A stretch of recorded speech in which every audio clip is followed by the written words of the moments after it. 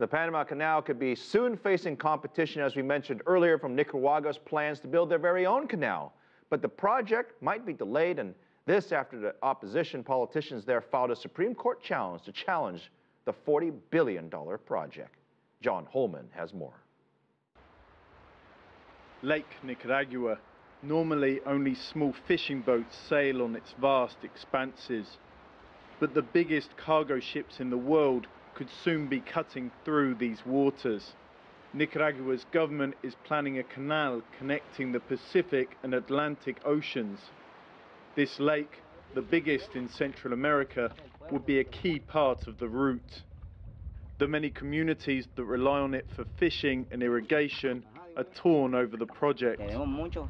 We will just have to see if there will be work or if it will just pollute Lake Nicaragua. For the second poorest country in the hemisphere, the canal presents a possible route to prosperity, says President Daniel Ortega. One of the goals in the canal in Nicaragua is the income for potential activities in food production in the countryside. Give more capacity, more technology, more credit to the local population to have more productivity.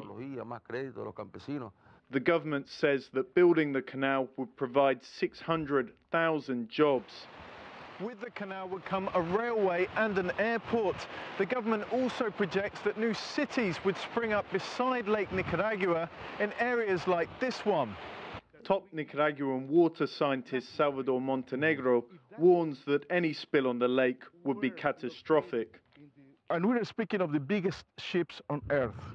And a small accident will be enough to lose forever the capabilities of Lake Ocibolca or Lake Nicaragua to be used for drinking purposes or for irrigation. Opposition politicians claim the deal was made without properly consulting them or the Nicaraguan people. And it's Nicaraguans like Johnny Guerra who are the most likely to be affected. If it ever happens, the canal could mean jobs and prosperity for them, or the ruin of the lake they depend on. John Holman, CCTV, Lake Nicaragua.